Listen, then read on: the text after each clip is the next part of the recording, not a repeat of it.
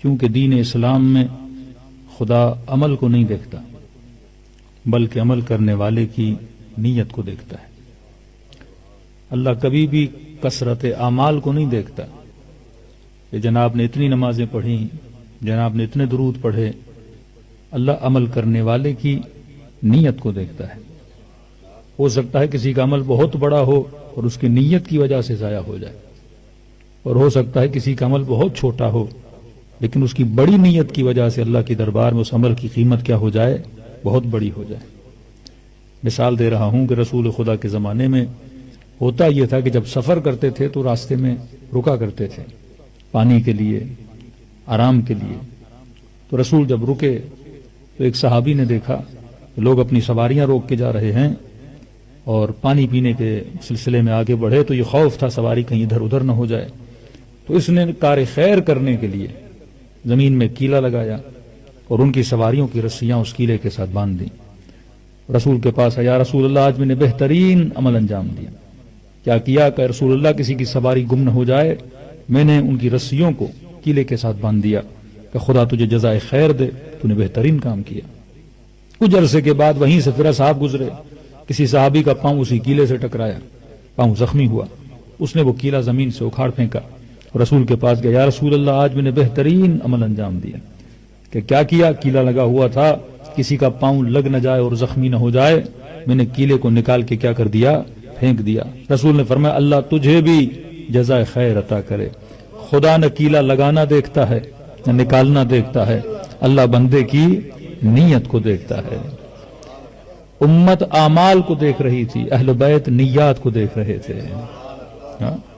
تھا کوئی گیا میدان جنگ میں اور کسی نے کہا یا رسول اللہ شہید ہو گیا، نبی نے فرمایا شہید راہ خدا نہیں ہوا، شہید راہ خچر ہوا ہے۔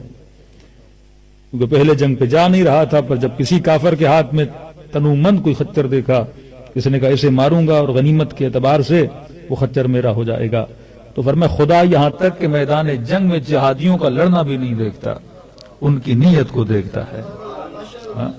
نیت اگر انسان کی اچھی ہو تو انسان کا عمل پھر پروان چڑھتا ہے، بلکہ یہ کہوں کہ نیت وہ پر ہے جو اعمال کو عرش الہی تک لے کر جاتی ہے۔ فرمایا اپنی نیتوں کو بہتر بناؤ، تبھی آپ اسلام میں دیکھ رہے ہوں گے کہ ہم جو بھی کام کرتے ہیں، جو بھی کام ہو، وہ نماز ہو، وہ عمرہ ہو، وہ زکوٰۃ ہو، وہ خیرات ہو، وہ خمس ہو، وہ مجلس حسین ہو، وہ زیارت ابا عبداللہ الحسین ہو، سب سے پہلے ہمیں کیا کی جاتی ہے؟ نیت کی جاتی ہے۔ یہاں تک کہ بندہ وضو بھی کرے تو شروع میں کیا کرتا ہے؟ نیت کرتا ہے، اور نیت ایک اللہ نے بتائی ہے۔ کوئی بھی عبادت ہو نیت ایک ہے، کوئی بھی عبادت ہو مقصد ایک ہے، کوئی بھی مجلس ہو ہدف ایک ہے۔ نیت یہ ہے کہ قربتاً اللہ، تاکہ میں کس کے قریب ہو جاؤں؟ اللہ کے قریب ہو جاؤں۔ اصلاً ہم اہل بیت کا واسطہ کیوں دیتے ہیں؟ یا وجیہن عند اللہ، یا وجیہتن عند اللہ، اے وہ جو رب کی دربار میں ان کے چہرے کی کوئی عزت ہے، ان کے چہرے کی آبرو ہے۔ میں بندے بے آبرو ہوں، لہذا واسطہ کس کا دیتا ہوں؟ سیدۃ فاطمۃ الزہرا کا واسطہ دیتا ہوں۔ واسطہ کس کا دیتا ہوں؟ امیر المومنین کا واسطہ دیتا ہوں، کیونکہ وہ رب کی دربار میں کیا رکھتے ہیں؟ عزت رکھتے ہیں۔ اب یہ مسلمانوں کا اور اہل بیت کے چاہنے والوں کا ایک مفہومی اختلاف ہے۔ نیت کیا ہے کہ نماز پڑھتا ہوں قربتاً اللہ، تاکہ کس کے قریب ہو جاؤں؟ اللہ کے قریب ہو جاؤں۔ اور وہی خدا کہے کہ نحن اقرب الیہ من حبل الورید، میں خدا تمہاری شہرک کی رگ سے زیادہ بھی کیا ہوں؟ قریب ہوں۔ اب سوال ہے جو قریب ہے اس کے قریب کیا ہو جاؤں؟ قریب تو اس کے ہوا جاتا ہے جو مجھ سے کیا ہو؟ دور ہو۔ اب آپ کہیں گے کہ مولانا سے سب سے زیادہ قریب کون ہے؟ تو کہیں گے جناب مائک بڑا قریب ہے، اس کے بعد گلاس قریب ہے، اس کے بعد یہ مومن قریب ہیں، پھر پہلی لائن والے، پھر دوسری لائن والے، پھر تیسری لائن والے۔ اب سوال ہے کہ خدا ہے کہاں کہ میں نماز پڑھوں اور کس کے قریب ہو جاؤں؟ خدا کے قریب ہو جاؤں۔ کوئی کہے کہ مکے چلے جاؤ جناب تو کس کے قریب ہو جاؤ گے؟ اللہ کے قریب ہو جاؤ گے۔ مسلمان کا ذہن ابھی تک فزیکل چیزوں میں اٹکا ہوا ہے نا، کہا کہ فلاں اور فلاں رسول کے بہت قریب ہیں۔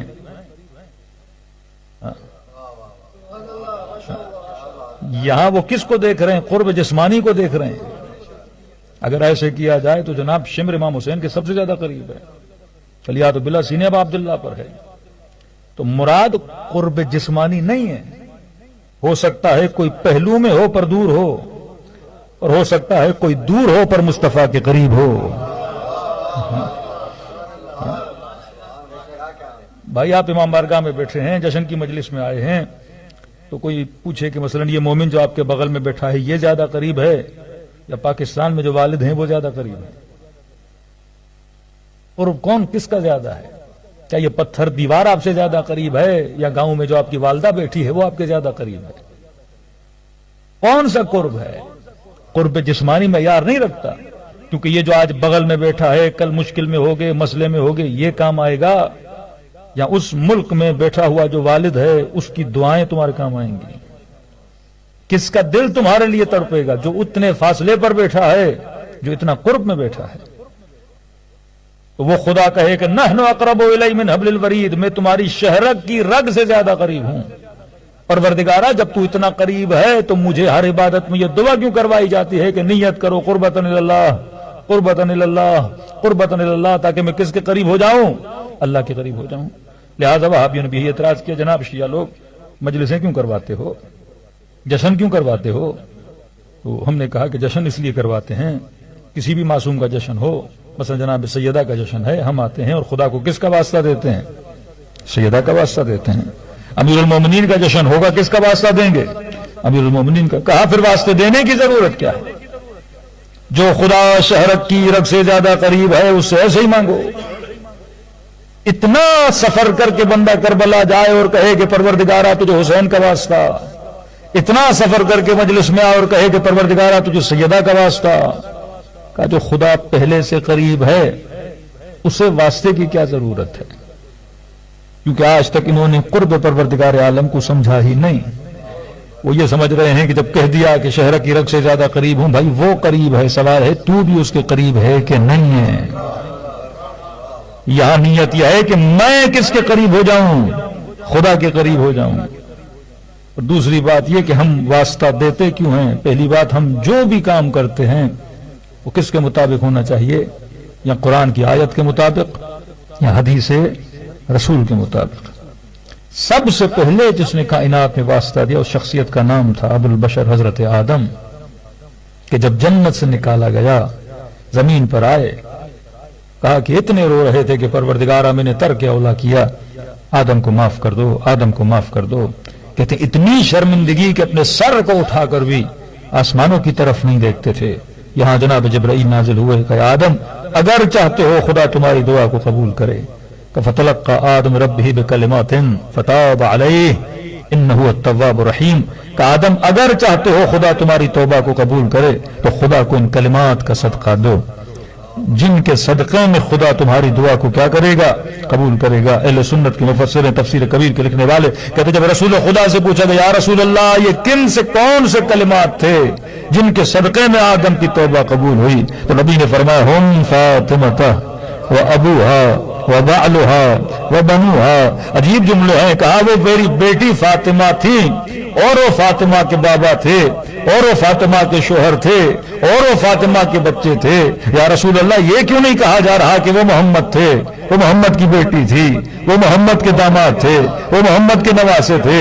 ابتدا کس سے کی جا رہی ہے؟ فاطمہ کے نام سے کی جا رہی ہے، محمد کے نام سے نہیں کی جا رہی، علی کے نام سے نہیں کی جا رہی، حسنین کے نام سے نہیں کی جا رہی۔ کیونکہ شاید وجہ یہ ہو، کہا کیونکہ تعارف کروا رہا ہوں فاطمہ کے نام سے، کیونکہ مسلمانوں کو پتا تھا یہ بیٹیاں بھی بڑھا دیں گے، یہ داماد بھی بڑھا دیں گے، کہ بس دعا اس کی قبول ہوگی جس کی نسبت فاطمہ سے ہو اور آل فاطمہ سے ہو۔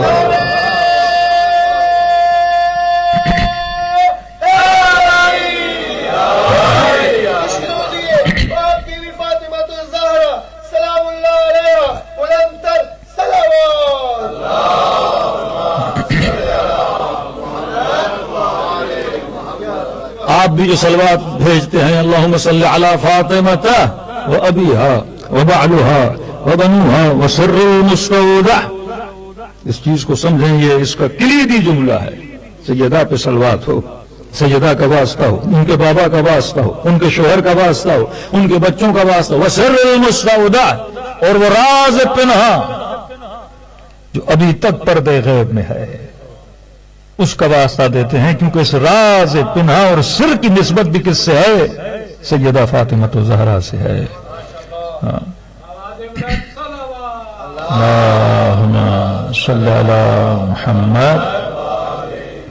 تو ایک جملہ کہنے دیجئے کہ اگر وہ مسلمان کہیں کہ جناب ہم دعا مانگیں گے تو خدا سے ڈائریکٹ مانگیں گے، کیونکہ وہ حب انسان کی شہرت کی رگ سے زیادہ قریب ہے۔ اور رسول جب دعا مانگے، آدم جب دعا مانگے تو کس کا واسطہ دیں؟ سیدہ فاطمہ الزہرا کا واسطہ دیں۔ تو میں کہوں جناب چاہے کسی بھی فرقے کا مسلمان ہو، وہ شیعہ ہو، وہ شافعی ہو، وہ حنفی ہو، وہ اہل حدیث ہو، وہابی ہو، ہر بندہ اس چیز کا اقرار کرتا ہے کہ میرا باپ کون ہے؟ حضرت آدم ہے۔ ابو البشر کون ہے؟ حضرت آدم ہے۔ کوئی بندہ اس کا انکاری نہیں ہے کہ آدم میرے والد نہیں ہے، وہ پوری امت کے باپ ہیں، ہر فرقے کے مسلمان کے باپ ہیں۔ تو یہ کہنے دیجئے جناب جب تیرے باپ کی دعا بغیر پنجتن قبول نہیں ہوئی تو تیری دعا کیسے قبول ہوگی؟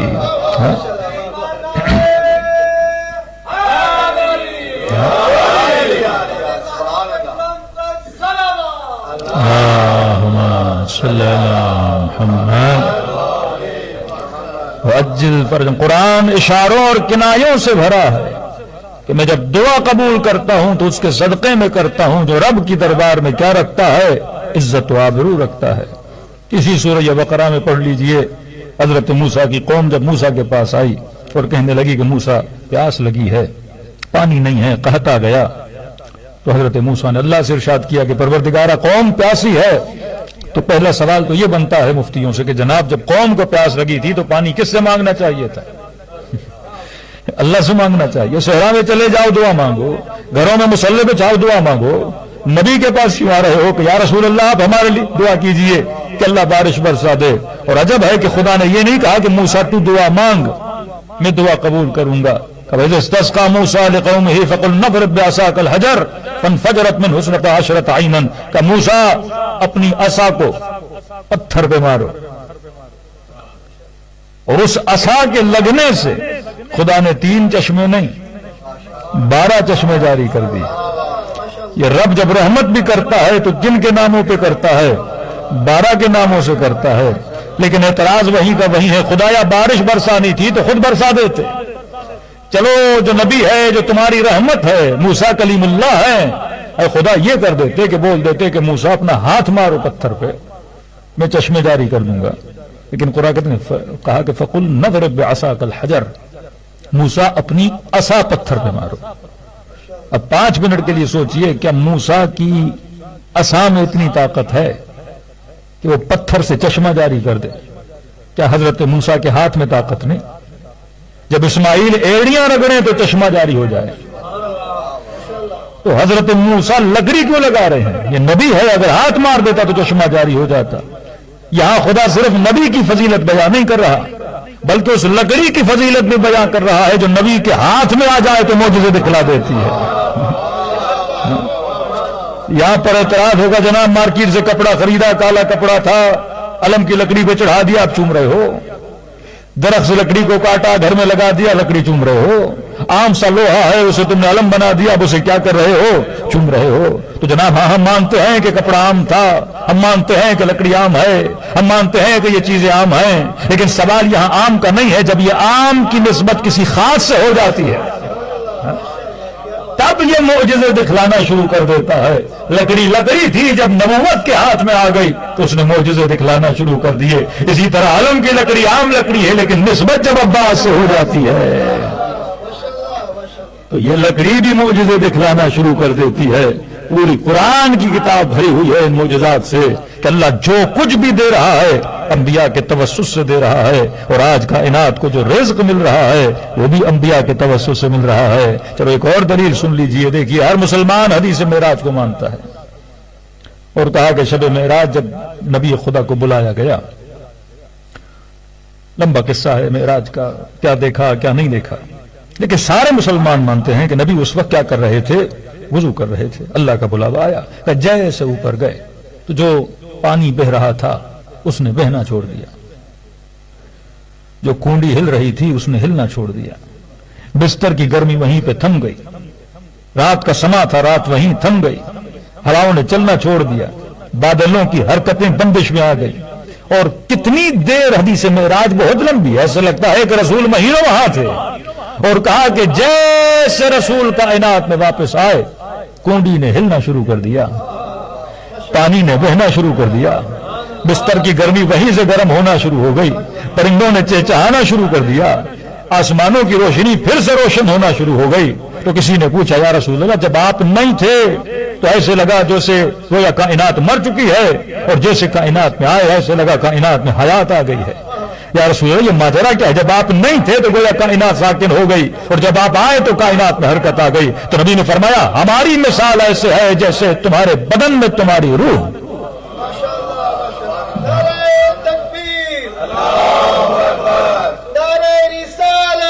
یا رسول اللہ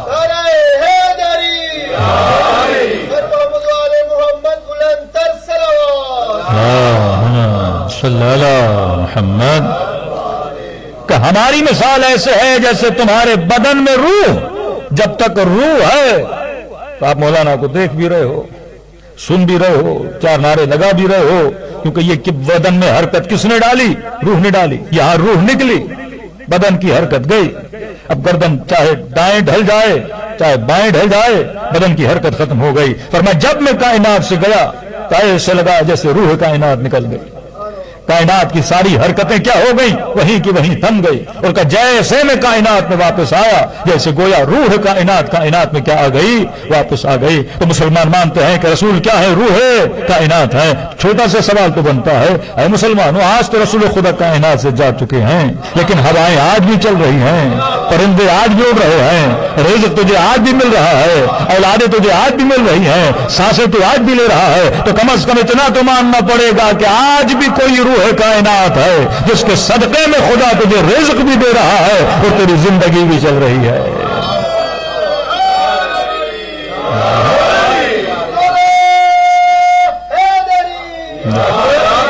کون ہے وہ روح کائنات؟ وہی سر مستعدہ جس کا ذکر صلوات جناب سیدہ میں ہوا، جو پردہ غیب میں موجود ہے۔ انہی کے صدقے میں تجھے رزق مل رہا ہے، انہی کے صدقے میں تو کھا رہا ہے، انہی کے صدقے میں تو پی رہا ہے۔ یہ جو کچھ ہے کس کا صدقہ ہے؟ محمد اور آل محمد کا ہے۔ یہ وہی چہرے پاک ہے جن کی عزت خدا کی دربار میں ہے، جن کے چہروں کے صدقے میں خدا بندوں کی دعاؤں کو کیا کرتا ہے؟ قبول کرتا ہے۔ ارے ہم تو دور، مصطفیٰ بھی جب اپنے لیے دعا کریں تو خدا کو اپنی بیٹی کا واسطہ دیں، کبھی امیر المؤمنین کا واسطہ دیں۔ کہا کہ اگر یہ نہ ہوتی تو میں نہ ہوتا اور رسول نہ ہوتے تو کبھی معصومین نہ ہوتے۔ یہ برکت وجود اہل بیت کس کی وجہ سے ہے؟ سیدہ فاطمہ زہرا کی وجہ سے ہے۔ کبھی معصوم فرماتے ہیں کہ ہم اللہ کی طرف سے تمہارے اوپر حجت ہیں اور ہماری دادی ہمارے اوپر حجت ہے۔ جو تمام حجتوں پہ حجت ہوں اس کا نام فاطمہ زہرا ہے۔ صلوات پڑھیں بی بی کی شان پر۔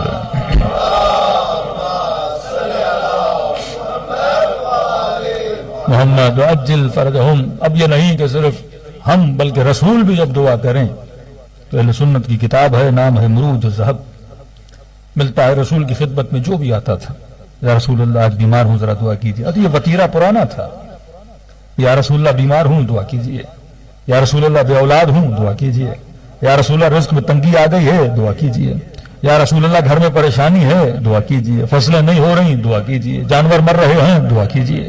کہ جہاں سے بھی جو بھی پریشان آتا تھا نبی کی دربار۔ اب دربار رسول کا مطلب یہ ہے کہ دائیں بائیں سارے بیٹھے ہوتے تھے اور دیکھ رہے ہوتے تھے کہ رسول دعا کیسے کر رہے ہیں۔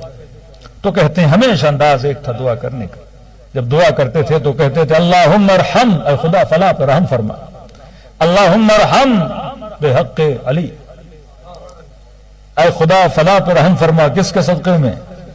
علی کے صدقے میں۔ اب جیلسی کا فیکٹر بولوں یا فضیلت علی شاید کسی کو اچھی نہ لگے، تو انہوں نے ایک بار سنا کہا کہ بحق علی، دوسرا بیمار آیا کہا بحق علی، تیسرا تنگس آیا کہا بحق علی، تو یہ آپس میں کہنے لگے کہ جناب علی تو ہیں بھی نہیں، پھر بھی جب بھی دعا کرتے ہیں تو کس کا نام لیتے ہیں؟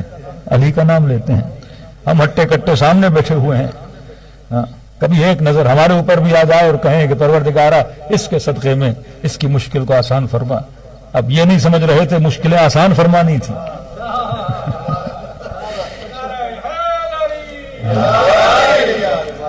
واسطہ اسی کا دیا جاتا ہے نا. مشکلیں کیا فرمانی تھی؟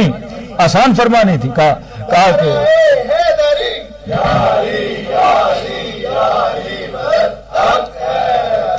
تو کہا کہ آج کہتا ہوں یا رسول اللہ انصاف نہیں ہے. چلو دو لوگوں کے لیے علی کا نام لیا, ایک کے لیے تو ہم دونوں کا نام لے لیں, یا کبھی اس کا لے لیں کبھی ہمارا لے لیں, تاکہ دوسروں کو بھی فضیلت کا پتہ چلے کہ بھائی ہم بھی کوئی فضیلت رکھتے ہیں, ہم بھی رب کے دربار میں کوئی عزت و آبرو رکھتے ہیں. تو یہ کہنے والا تھا, دوسرے نے کہا صبر کرو. قرآن میں ہے نا صبر کا پھل کیا ہوتا ہے؟ میٹھا ہوتا ہے.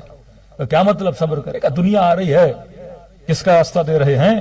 علی کا واسطہ دے رہے ہیں. کہا کبھی تو علی بھی بیمار ہوں گے, کبھی علی کو بھی کوئی پریشانی ہوگی کہ نہیں. تو ظاہر رسول کے پاس آئیں گے تب کس کے نام سے دعا کریں گے؟ تو ظاہر ہے یا تیرا نام لیا جائے گا یا میرا نام لیا جائے گا. واقعہ ہے مکے کا, ہجرت ہو گئی, مدینے پہنچے, اتفاق سے رسول خدا کی دربار میں امیر المؤمنین آئے اور عرض کی یا رسول اللہ آج علی کی طبیعت ناساز ہے, ذرا میرے لیے دعا کیجئے. اور اس اتفاق سے بڑا اتفاق یہ تھا کہ دونوں بھی بیٹھے ہوئے تھے. انہوں نے کہا اتنی مدتوں سے جس گھڑی کا انتظار تھا وہ گھڑی آ گئی ہے کہ دنیا آتی ہے علی کا واسطہ دیتے ہیں. آج علی آئے ہیں تو ظاہر ہے آج یا تیرا نام آئے گا یا میرا نام آئے گا. لکھنے والا لکھتا ہے کہ دوسرے کو کوہنیاں مار رہے تھے. اب دیکھنا مصطفیٰ کی زبان سے کیا نکلتا ہے. لیکن کمال کر دیا میرے نبی نے, جب رحمت للعالمین کی زبان سے رحمت بڑے جملے نکلے تو بڑے عجیب انداز میں دعا کی کہ اللہم ارحم علی علی بحق علی, اے خدا علی پر رحم فرما علی کے صدقے میں.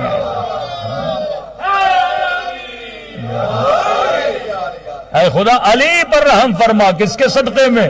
علی کے صدقے میں. اب جو دلوں کے اندر تھا وہ زباں پہ ظاہر ہوا. کہنے لگے یا رسول اللہ یہ کیسے انصاف کی بات ہے, جب دنیا آتی ہے آپ علی کا نام لیتے ہیں, آج علی آئے ہیں پھر بھی علی کا نام لیا ہے, ارے کبھی ہمارا نام لے کر بھی تو دعا کیجئے. لکھنے والا لکھتا ہے رسالت کے چہرے پہ آثار جلا نمایاں ہوئے. کہنے لگے لوگوں تم علی کی بات کرتے ہو, جب میں نبی اپنے لیے دعا کرتا ہوں تو پھر بھی خدا کو علی کا واسطہ دے کر دعا کرتا ہوں.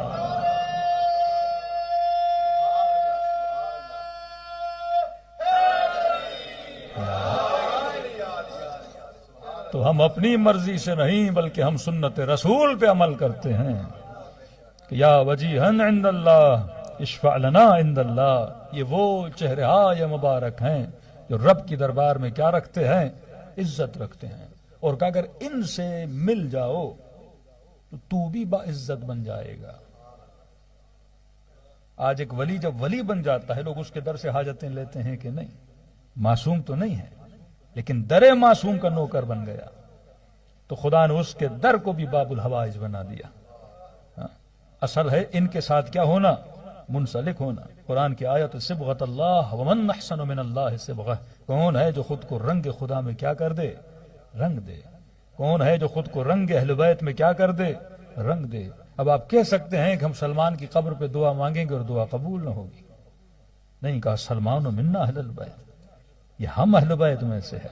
کہ مولا سید نہیں, کیوں کہا ہم اہل بیت میں سے؟ کہ جب جب تو سلمان کو دیکھے گا تجھے تب تب علی کی یاد آئے گی. جن کی محفلوں میں بیٹھ کے اہل بیت کی یاد آئے, جن کے ذکر کو سن کے اہل بیت کی یاد آئے, جن کی سخاوتوں کو دیکھ کے لوگوں کو علی ابن ابی طالب یاد آئیں, جن کے حجب و حیا کو دیکھ کے لوگوں کو سیدہ فاطمہ زہرا یاد آئیں, تو باب الحوائج بننا ہے, رب کی دربار میں عزت پانی ہے. فرمایا جتنا ان انوار مقدسہ کے قریب ہوگے اتنا کس میں چلے جاؤ گے؟ نور میں چلے جاؤ گے. آج کتنے لوگ کربلا جاتے ہیں, خدا کو شہداء کربلا کا واسطہ دیتے ہیں. یہ شہداء کس سے ملے؟ امام حسین سے ملے. تو آج کیا بن گئے؟ باب حوائج بن گئے. آغائے قراتی غالباً کہتے ہیں کہ میں جب بھی کربلا جاتا تھا کہتے قبر امام حسین پہ بڑا رش ہوتا تھا. اب کہتے قبر تک پہنچنا بڑا مشکل. تو کہتے میں شہداء کربلا جو نام لکھے ہوئے ہیں باہر والی جالی ہے وہیں کھڑا ہو جاتا تھا اور میں ان کو کہتا تھا کہ میں امام حسین تک نہیں جا سکتا لیکن تم لوگ حسین سے زیادہ قریب ہو. تو کہتا ہے منت مانتا تھا کہ میں اتنی رکعت ہدیہ کرتا ہوں, یہ میری حاجت ہے, یہ ابا عبداللہ حسین تک پہنچا دو اور میری حاجت روائی ہو جاتی تھی. کہتے انہی شہداء سے مانگتا تھا اور خدا مجھے کیا کر دیتا تھا؟ عطا کر دیتا تھا. تو جو ان کے قریب ہو جاتا ہے، کیوں کہا جیسے مقام شہادت ملتا ہے وہ خود بھی جنت میں جاتا ہے، اپنے اہل و عیال کو بھی کہاں لے کر جاتا ہے؟ جنت میں لے کر جاتا ہے. بعض مؤمنین قیامت میں شفاعت کریں گے. خدا کسی مومن کو حق شفاعت دے گا کہ بھائی اپنی فیملی کا ایک بندے کی شفاعت کر دو. آپ کو حق ہے بیٹے کی شفاعت کر سکتے ہو، بیوی کی شفاعت کر سکتے ہو. یہ کون سا مومن ہے جو خود کو رنگ محمد اور آل محمد میں کیا کر دے؟ رنگ دے. رنگ محمد اور آل محمد میں کیسے رنگے جائیں گے؟ جناب سیدہ کے پاس ایک خاتون آتی، صلوات پڑھیں بی بی کی شان پر.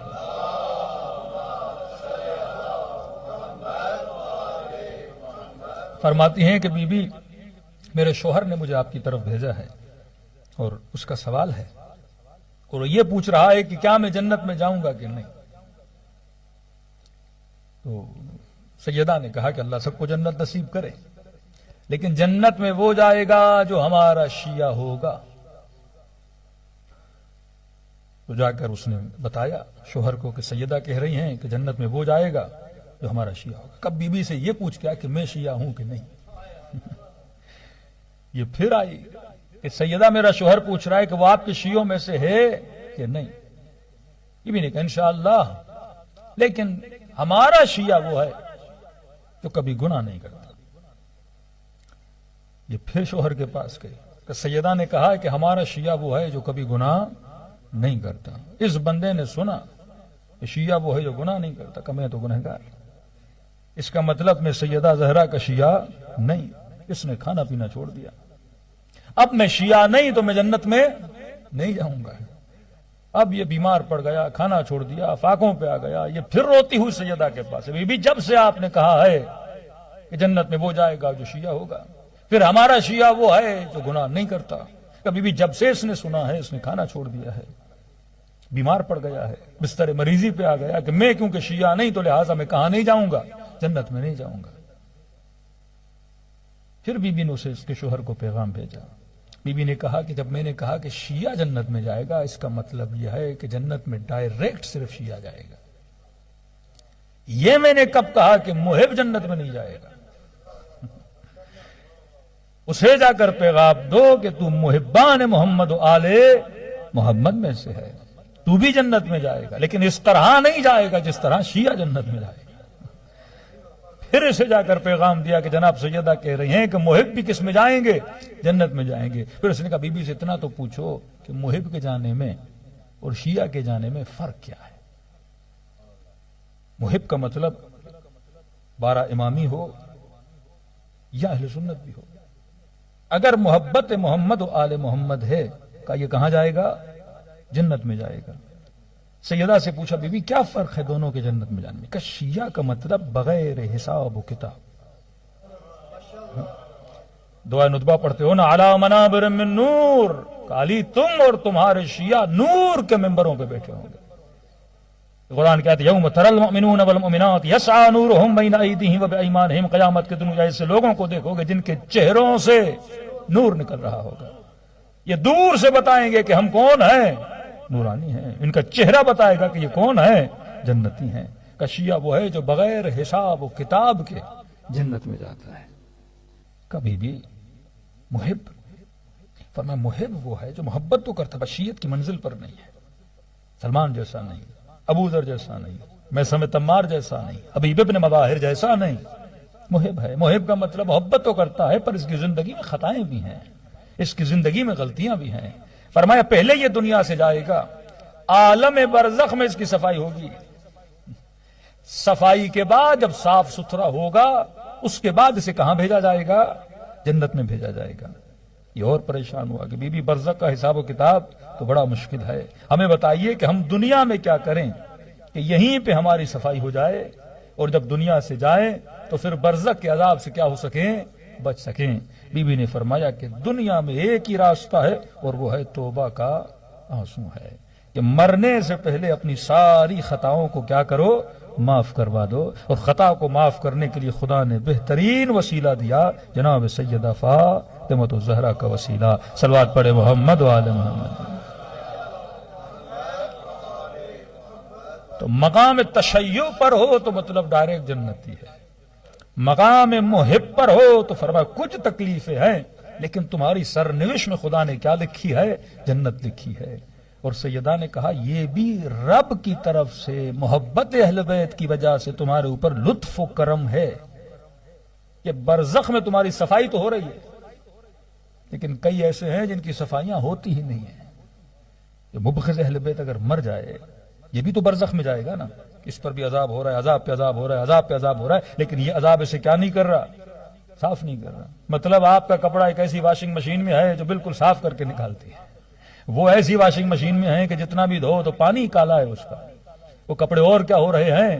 میلے سے میلے ہو رہے۔ اللہ کہتا ہے میں عذاب دوں گا، ثم پھر ان کو عذاب دوں گا روز قیامت، اور اس سے اشد عذاب میں ان کو مبتلا کروں گا۔ تو یہ جتنے دشمنان اہل بیت ہیں، یہ ابھی وادی برہوت میں کیا ہو رہا ہے؟ ان پر عذاب ہو رہا ہے، لیکن وہ عذاب ان کو صاف نہیں کر رہا، عذاب اندر عذاب ہو رہا ہے۔ لیکن اگر کوئی محب ہے، اسے کوئی تکلیف آتی ہے، وہ تکلیف اسے کیا دیتی ہے؟ اس کے پچھلے گناہوں کو مٹا دیتی ہے، تاکہ جب یوم قیامت میں آئے تو جناب سیدہ کے سامنے کیا ہو کے کھڑا ہو جائے؟ سرخ روح ہو کے کھڑا ہو جائے۔ تبھی فرمایا آغا بشیر الحکیم کہتے ہیں کہ واقعی عشق محمد اور آل محمد ہے کہ قرآن میں 2 آیتیں ہیں۔ ایک آیت میں یہ ہے کہ جب جہنمیوں کو جہنم میں بھیجا جائے گا، یہ جانا نہیں چاہیں گے، ملائک ان کے بالوں سے پکڑ کے ان کو جہنم میں لے جائیں گے۔ کہتا میں سمجھ گیا کہ جہنمی جہنم میں نہیں جانا چاہ رہا، لہذا زبردستی دھکے دے کر اسے جہنم کی طرف لے جایا جا رہا ہے۔ لیکن ایک اور قرآن کی آیت پڑھی جس میں خدا حکم دے گا جنتیوں کو جنت میں لے جایا جائے، لیکن جب ملائک کہیں گے چلو، یہ جنت میں نہیں جائیں گے، یہاں تک کہ ان کو بائی فورس ہلکا پھلکا دھکا دیا جائے گا، بھائی جا جنت میں، کیونکہ قیامت کے دن مومن جنت کے لیے نہیں ترسے گا، جنت آواز دے گی مومن میرے پاس آ، جنت بولے گی کہ میں تیری عاشق ہوں، اور اتنی صدیوں سے میں کس کا انتظار کر رہی تھی؟ تیرا انتظار کر رہی تھی، آجا میرے پاس۔ کہ چھٹے امام جعفر صادق علیہ الصلوۃ والسلام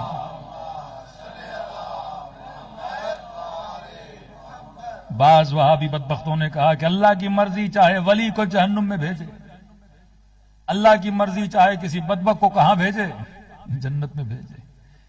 دیکھیے اللہ نے کچھ اصول بنائے ہیں، پانی ہے آگ پہ ڈالو گے کیا ہو جائے گی؟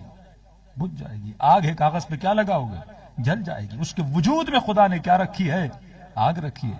اگر دشمن اہل بیت جنت میں جائے گا تو اس کے وجود کے اندر آگ ہے، جنت میں جانے کا اس سے کوئی فائدہ نہیں ہے۔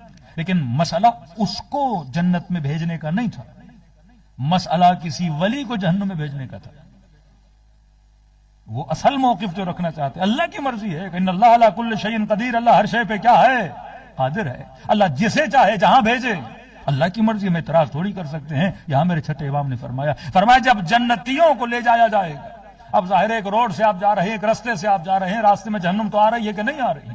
کہتے جب جنتی گزریں گے اور سائیڈ میں جہنم ہوگی تو جہنم سے آواز آئے گی فوز فوز یا مومن ان نورک یطفئ ناری، اے مومن مجھ سے دور ہو جا، اے مومن مجھ سے دور ہو جا، کیونکہ تمہارے نور سے میری نار بجھنے والی ہے۔ تو اگر کسی مومن کو جہنم کی طرف بقول ان کے بھیجا بھی جائے گا تو پھر جہنم نہیں رہے گی۔ ان کا نور ہی ایسا ہے جو پوری آگ کو پانی کی طرح کیا کر دیتا ہے؟ بجھا دیتا ہے۔ اور اگر ان کو تم جنت میں بھیجو گے تو پھر جنت نہیں رہے گی، یہ جنت کا ماحول کیا ہو جائے گا؟ بگڑ جائے گا۔ یہ وجود انسان ہے۔ تو کہا یہ کیسے جنتی ہیں کہ جنت ان کے لیے ترس رہی ہوگی کہ مومن میرے پاس آ، لیکن یہ جنت میں جانا نہیں چاہیں گے۔ آغا بشیر نجفی کہتے ہیں کئی سالوں تک اس آیت کی سمجھ میں نہیں آئی، جو دعاؤں میں کہے کہ خدا جنت عطا فرما، جو ہر نماز کے بعد کہے خدا جنت عطا فرما، جس نے زندگی گزار دی تاکہ مجھے کیا ملے؟ جنت ملے۔ آج فیصلہ ہوا کہ جنت میں بھیجنا ہے، لیکن یہ جنت نہیں جانا چاہ رہے۔ کہتے سمجھ نہیں آ رہی تھی یہ آیت کہنا کیا چاہتی ہے، لیکن کامل الزیارات میں جب ایک حدیث پڑھی، فرمایا جب جنتیوں کو حکم ہوگا کہ انہیں جنت میں لے جایا جائے، ابھی یہ جنت جانا ہی چاہیں گے، اسی وقت میدان محشر میں حسین ابن علی کا آنا ہوگا۔ اللہم صلی علی محمد۔ فرمائیں ان کی نگاہیں اب عبداللہ الحسین پہ پڑیں گی۔ اب ملائک کہیں گے جنت چلو، کہیں گے جنت کیا جا کے کریں گے، ہماری جنت حسین ابن علی ہے۔ ہاں یہ جنت ہے آپ کی، جن کی محبت میں کیا گزار رہے ہو؟ زندگی گزار رہے ہو۔ یہ جنت ہے جو خدا نے ان کی محبت میں آپ کو کیا عطا کیا ہے؟ سکون عطا کیا ہے۔ کہتے ہو نا کربلا مومن کی کیا ہے؟ جنت ہے۔ ابو ذر کی یہ جنت ہے، کلی کی محفل میں بیٹھا ہے۔ آپ کی یہ جنت ہونی چاہیے کہ محمد اور آل محمد کی محفل میں بیٹھے ہو۔ جنت کیا ہے؟ جنت باغ کا نام نہیں، جنت پھلوں کا نام نہیں، جنت حور و غلمہ کا نام نہیں. جنت ایک ایسی جگہ ہے جہاں خدا نے کیا دیا ہے؟ سکون دیا ہے، پیس آف مائنڈ ہے. جہاں پہ ایک آدمی بیمار ہو نا، کھانے کا دل نہیں، بڑے سے بڑے ہوٹل میں لے جاؤ، نہ کھانا اچھا لگے گا نہ چرخہ اچھا لگے گا، کیونکہ کیا ہے؟ بیمار ہے. جو بستر مریضی پہ پڑا ہے اسے دنیا کی لاکھ نعمتیں دکھاؤ، لیکن نعمت نہیں رہتی. یہ سکون میں ہے تو کھانا اچھا لگتا ہے. وجود آپ کا اندر سکون میں ہے تو آپ کو محفلیں بھی اچھی لگتی ہیں. اصل پیس انسان کے اندر ہے. الا بذکر اللہ تطمئن القلوب، یہ وہ ذکر ہے جو انسان کے دل کو کیا کر دیتا ہے؟ مطمئن. اب دل اگر پریشان ہو، بڑے سے بڑی محفل بھی ملے، اچھے سے اچھا گھر بھی ملے، انسان بے سکون ہوتا ہے. کوئی کہے کہ مولانا پیسے میں سکون ہے تو دنیا کے امیروں کو ڈپریشن کیوں ہوتا ہے؟ کوئی کہے کہ بڑے بنگلوں میں سکون ہے، جا کر دیکھیے تو صحیح، جب تک نیند کی گولی نہ کھائیں تو ان کو نیندیں نہیں آتی. آج سیاستدانوں کا سکون حرام ہے کہ نہیں؟ آج جرنلوں کا سکون حرام ہے کہ نہیں؟ اصل سکون اس میں نہیں ہے. لیکن کوئی ایسا ہے جو جھوپڑی میں سوتا ہے اور بڑے سکون سے سوتا ہے. ہاں، امیر المومنین کو شب ہجرت موت کے بستر پہ نیند کیسی آئی؟ علی کا دل کیا تھا؟ سکون میں تھا نا. اور احد والے کبھی ادھر اور کبھی ادھر جا رہے تھے. اور بندہ جب بے سکون ہو جاتا ہے اس کی کیفیتیں بتاتی ہیں. اہل بیت، امام حسین کے گلوے مبارک پہ خنجر پڑا ہے لیکن سکون میں ہے. یزید تخت پہ بیٹھا ہے پر بے سکون ہے.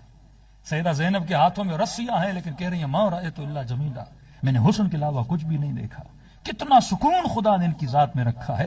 اصل یہ نعمت ہے. اگر یہ نعمت کسی کو مل جائے، وہ دنیا کی کسی بھی مصیبت میں ہو پر دل مطمئن ہو، بندہ سکون میں ہوتا ہے. تبھی کہتے ہو کربلا مومن کی کیا ہے؟ جنت ہے. اب میرا آپ سے سوال ہے، کربلا میں کیا حوریں ہیں؟ کربلا میں کیا باغات ہیں؟ کربلا میں کیا دودھ و شہد کی نہریں ہیں؟ پھر کیوں کہتے ہو 50 ڈگری کی گرمی، 70 کلومیٹر پیدل چلے، پاؤں میں چھالے پڑ جائیں، قدم سوج جائیں، پریشانی کے عالم میں. اب دنیا پریشان ہے، کہہ رہے کربلا مومن کی جنت ہے. جناب یہ کیسی جنت ہے کہ پاؤں میں چھالے پڑ گئے؟ یہ کیسی جنت ہے وجود پسینے سے شل ہو گیا، تھکاوٹ اور ٹوٹے پھوٹے؟ کہتے ہاں ساری تکلیفیں آئیں لیکن جب بین الحرمین پہنچا نگاہ حسین کے ذریعے پہ پڑی. ہاں؟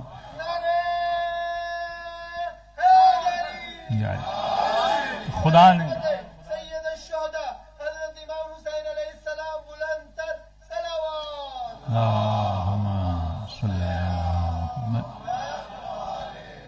بس آخری جملے اور زحمت کو تمام کر رہا ہوں. جب کربلا پہنچا ذریعہ ابا عبداللہ پہ نگاہ پڑی تو کیا کہا؟ کربلا مومن کی جنت ہے. کیا ملا تجھے کربلا میں؟ کا سکون ملا. اب ایک چھوٹا سا سوال ہے، کیوں ملا سکون؟ اگر کربلا میں سکون ہوتا تو سب کو ملتا، ایک وہابی کو بھی ملتا. ہاں؟ اگر علی کے چہرے میں سکون ہوتا تو طلحہ کو بھی ملتا، زبیر کو بھی ملتا. یہ ابوذر کو کیوں مل رہا ہے؟ یہ صرف سلمان فارسی کو کیوں مل رہا ہے؟ یہ صرف میثم تمار کو کیوں مل رہا ہے؟ لفظ بدلوں، اگر آپ کے بیٹے میں سکون ہوتا تو سب کو ملتا، صرف باپ کو کیوں ملتا ہے؟ ہاں؟ اپنے بچے کو سینے سے لگایا، کہا یہ میرے دل کا چین ہے، ہاں؟ میرے دل کی ٹھنڈک ہے. کئی سالوں کے بعد بیٹی کو دیکھا تو کہا آنکھوں کی ٹھنڈک ہے. قرۃ اعین کا مطلب یہی ہے نا. امام حسین فرماتے سکینت و ابی، یہ میری بیٹی میرے دل کا چین ہے، سکون ہے. سیدہ زینب کا نام ہی زینب یعنی باپ کی زینت ہے. اسے دیکھتا ہوں علی کو کیا ملتا ہے؟ سکون ملتا ہے. جناب سکینہ امام حسین فرماتے ہیں سکون ملتا ہے مجھے. بہن بھائی کو دیکھا، یہ قمر ہے، یہ چاند ہے، اسے دیکھتی ہوں زینب کی آنکھوں کو ٹھنڈک ملتی ہے. اب سوال ہے، میرا بیٹا میرے لیے سکون ہے، دوسروں کے لیے کیوں نہیں؟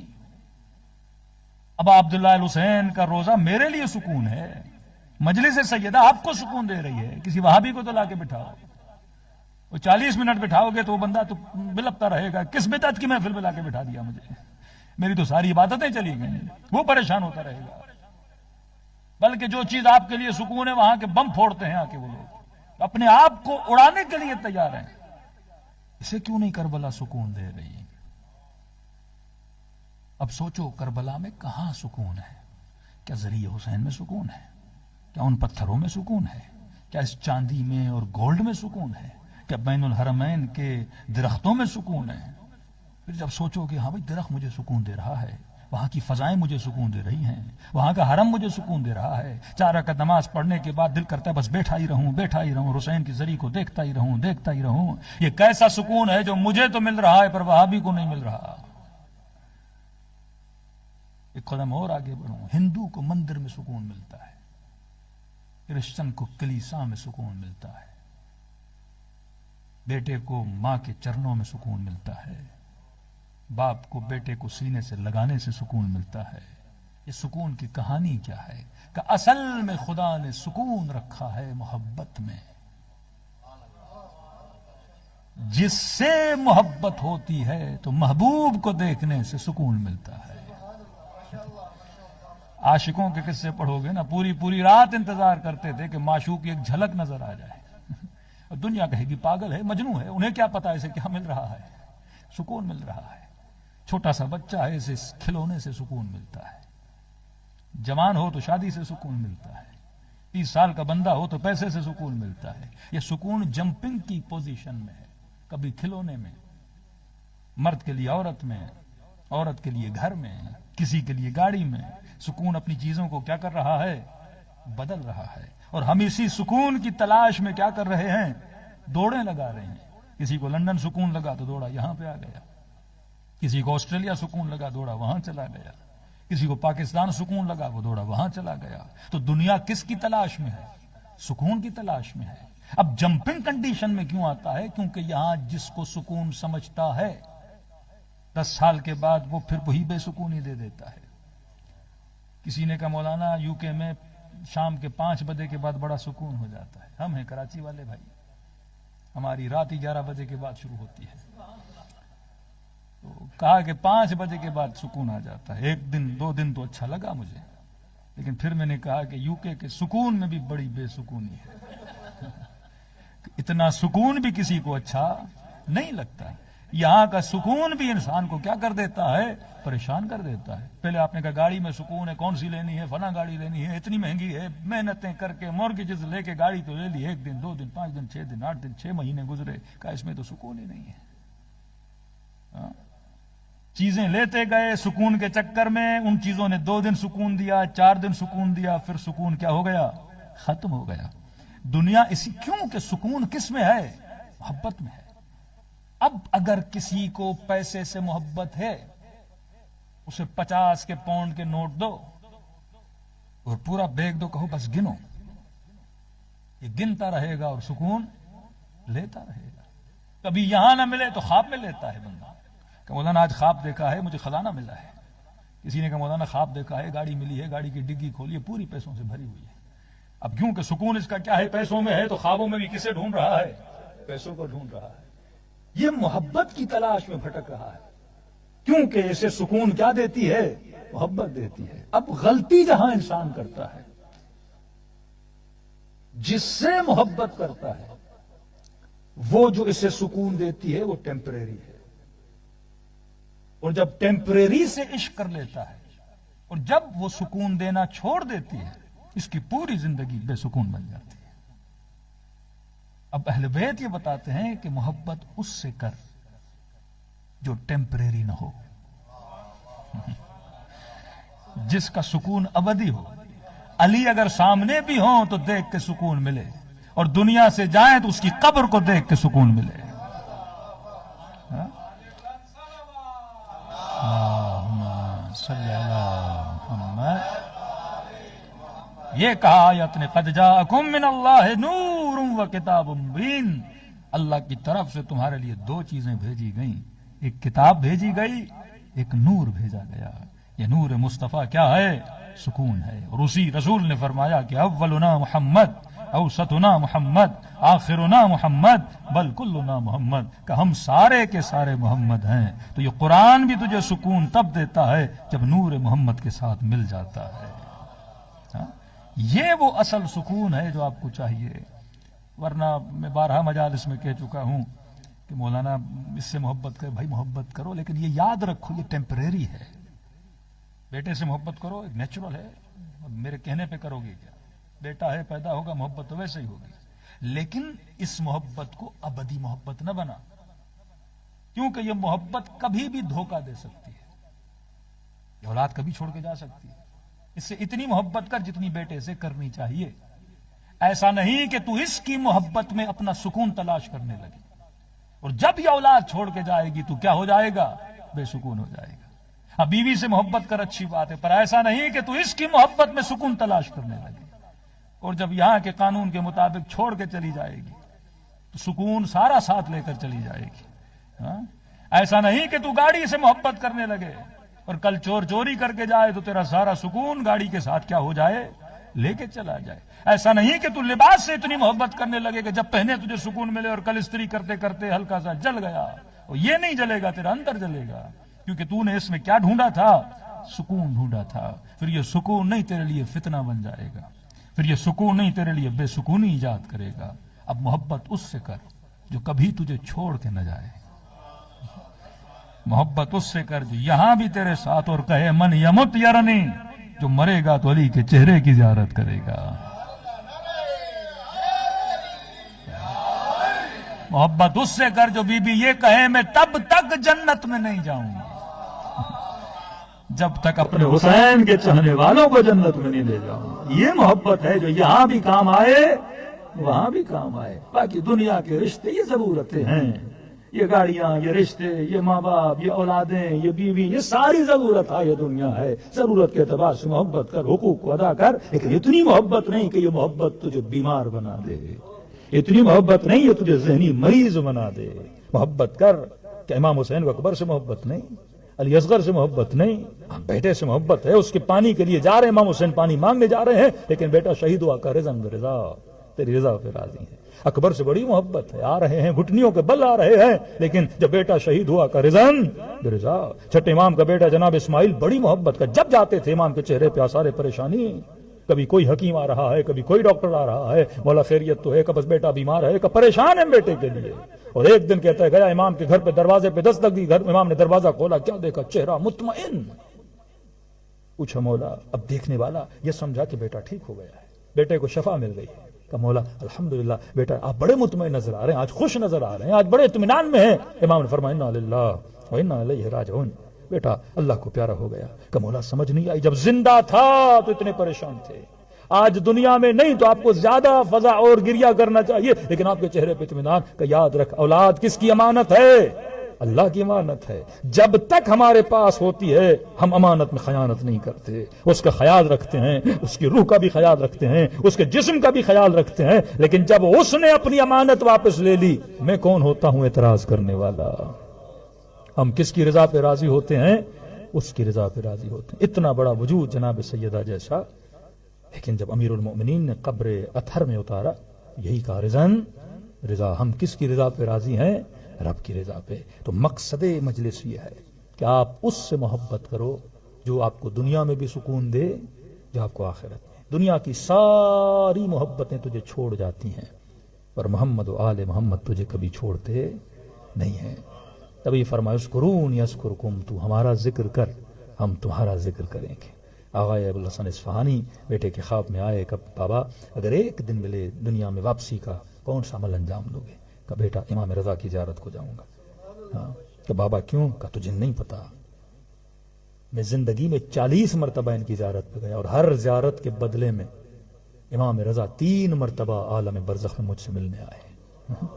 وہ ایک زیارت کا بدلہ بھی وہاں پہ چکاتے ہیں، ایک پائی بھی جب ان کی راہ میں دیتے ہو، یہ نہ سمجھو یہ ضائع ہوتی ہے، اہل بیت اس کے احسان کا بدلہ احسان کے ساتھ چکاتے ہیں۔ ارے ہر صرف امام حسین نے کہا تیری عزا پہ تیری ماں بیٹھے، صرف اتنا، تیری عزا پہ تیری ماں بیٹھے، کہتے ہیں آنکھیں اس کی لال ہو گئی ہو کی۔ عزا کا مطلب تو مر جائے تیری قبر پہ تیری ماں بیٹھے، ایک طرح کی بددعا ہے۔ عرب جب کسی پہ غیظ و غضب میں آتا تھا تو یہ جملہ کہتا تھا، مطلب اس جملے پہ جنگ ہو جاتی تھی۔ اور بھی سردار لشکر ہے، سمجھو جتنا لشکر تھا اس کے پاس یزید کا، اس کا سردار ہے، چاہتا تو اسی وقت جنگ شروع کر دیتا۔ یہ آنکھوں میں لالی آ گئی، امام حسین کی آنکھوں میں آنکھیں ڈال کے کہا حسین میں بھی کہہ سکتا ہوں، لیکن کیا کروں، تیری ماں فاطمہ الزہرا ہے۔ ادب تھا ہور کے دل میں، یعنی یہ ضبط اپنے غصے پہ کنٹرول کیا کہ میں کیسے کہوں حسین کو، ایج میں زیادہ فاصلہ نہیں ہے، کہا کہ تیری ماں فاطمہ ہے.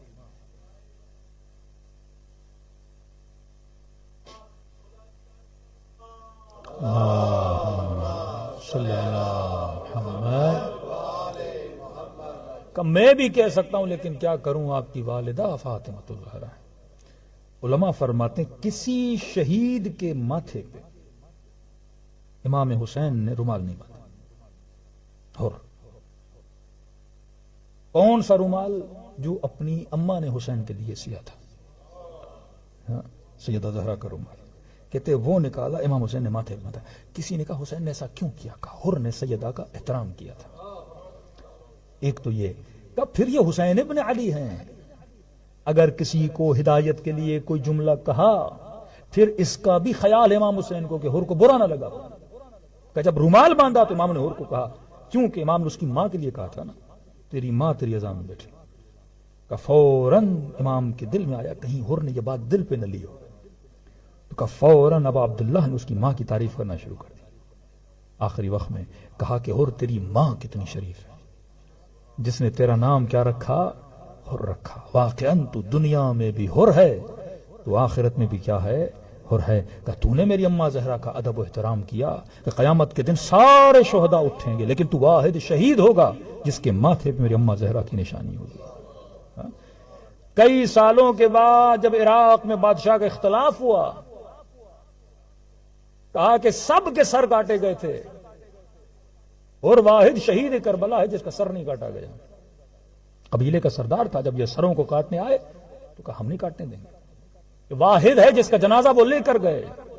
یہ کربلا میں مدفون نہیں ہوا امام حسین کے ساتھ، الگ جا کے ہوا. اختلاف ہو گیا کہ کہیں ایسا تو نہیں تھا کہ سر نہیں کٹا تو وہ فضیلت نہیں، شہدائے کربلا کے ساتھ مدفون نہیں تو وہ فضیلت نہیں. تو کہا کہ اس کا شاید وہ مقام نہیں ہے، امام حسین نے معاف نہیں کیا. اختلاف ہو گیا اس پہ. اختلاف اتنا بڑھا کہ کہا کہ ہم دیکھیں گے اس کی قبر کے اندر کہ اگر یہ صحیح شہید تھا تو اس کا جنازہ کیا ہونا چاہیے؟ صحیح سالم ہونا چاہیے. کہتے ہیں قبر کی نبش ہوئی، کھدائی ہوئی اور جنازہ ایسا تھا جیسا 62 ہجری میں زمین کربلا پہ گرا تھا. اب اللہم صلی علی محمد. کہا یقین کیسے کریں کہ یہ حر کا جنازہ ہے؟ دیکھو امام حسین نے ہر چیز سوچ سمجھ کے کی ہے. کہ یقین کیسے کریں کہ حر کا جنازہ ہے؟ کسی عالم نے کہا کہ روایت میں ہے امام حسین نے اس کے ماتھے پہ اپنی ماں زہرا کا رومال باندھا تھا. جب چیک کیا کہ واقعاً ماتھے کے زخم کے اوپر یہ رومال بندھا ہوا تھا، اور جب وقت کے بادشاہ نے رومال دیکھا اس کے اندر لالچ پیدا ہوئی. سیدہ کا رومال ہے تو یہ میں اپنے پاس رکھ لیتا ہوں اور حر کے ماتھے پہ ایک اور رومال باندھ دیتا ہوں. اس نے وہ رومال اتارا. کہتے ہیں خون وہیں سے جاری ہونا شروع ہو گیا. کہتے ہیں کئی رومال بدلے گئے لیکن خون رکا نہیں. پھر سے وہی سیدہ کا جب رومال باندھا تو خون رک گیا. مطلب جو چیز حسین نے جہاں رکھی تھی اس چیز کو وہیں ہونا چاہیے تھا، کیونکہ یہ رومال یہاں کے لیے نہیں ہے، میدان محشر کے لیے ہے کہ دنیا دیکھے جس نے زہرا کی عزت کی اس کو خدا نے مقام کتنا عطا کیا ہے. اللہم صلی علی محمد. تو خلاصہ کلام ہر چیز کا مقصد یہ ہے کہ ہم جناب سیدہ کو کیا کریں؟ راضی و خوشنود کریں، جس کے لیے رسول نے فرمایا کہ فاطمہ بضعۃ منی، یہ میرے جگر کا ٹکڑا ہے. من نبغضها فقد ابغضنی، جس نے اس کو غضبناک کیا اس نے مجھے، جس نے مجھے کیا اس نے خدا کو، جس نے اس کو خوش کیا اس نے مجھے، جس نے مجھے خوش کیا اس نے خدا کو خوش کیا. تو ہم آدھا گھنٹہ 1 گھنٹہ اس محفل میں آتے ہیں، مقصد یہ ہے کہ ہم سے کون خوش ہو جائیں؟ سیدہ زہرا. اور اگر بی بی خوش ہو گئیں تو سمجھو رسول خوش ہو گئے، اور رسول خوش ہو گئے تو سمجھو خدا خوش ہو گئے. نسلوں کو، بچوں کو، ماؤں کو، بہنوں کو یہ ہونا چاہیے کہ ہم سے کون راضی ہو؟ جناب سیدہ. اور سیدہ کس سے راضی ہوتی ہیں؟ وہ جو سیدہ نے بتایا کہ ہمارے شیعہ بنو. محب تو ہر کوئی ہے، شیعت خاص مقام ہے. پروردگارہ بحق جناب سیدہ ہم کو شیعیان اہل بیت علیہ الصلوۃ والسلام میں شمار فرما، اور قیامت کے دن شیعہ اہل بیت بنا کے ہمیں اٹھانا. پروردگارہ فرزند زہرا امام زمانہ کا ظہور فرما. ہم سب کے صغیرہ کبیرہ گناہ معاف فرما، ہمارے والدین کے صغیرہ کبیرہ گناہ معاف فرما. ہم سب کو عاقبت بخیری نصیب فرما، ہم سب کو شفاعت ابا عبداللہ الحسین نصیب فرما، ہماری نسلوں کو، ہمارے بچوں کو سیرت علی اور آل علی پہ چلنے کی توفیق نصیب فرما، مومنین کے جان مال ناموس اور عزت کی حفاظت فرما۔ پروردگارہ جو بے اولاد ہیں انہیں اولاد نیک و صالح عطا فرما، جو تنگ دست ہیں ان کی تنگ دستیوں کو دور فرما، جو قرض دار ہیں ان کے قرضوں کو ادا فرما، جو شدید بیماریوں میں مبتلا ہیں انہیں جلد از جلد شفاء کاملہ اور عاجلہ عطا فرما۔ پروردگارہ مملکت پاکستان کی حفاظت فرما، جو وہاں ظلم کر رہے ہیں، ظلم شریک ہیں، ان سب کو نیست و نابود فرما۔ ہمیں عادل صالح حکمرانوں کی حکمرانی نصیب فرما۔ پروردگارہ بحق محمد وآلہ محمد ہم سب کو اتباعت عالیہ کی زیارت نصیب فرما، جو متمنی ہے زیارت کربلا کہ انہیں ابا عبداللہ الحسین کی زیارت نصیب فرما۔ فرزند زہرا امام زمانہ کا ظہور فرما، ہم سب کو ان کے آباند اور انصار خاص میں شریک فرما۔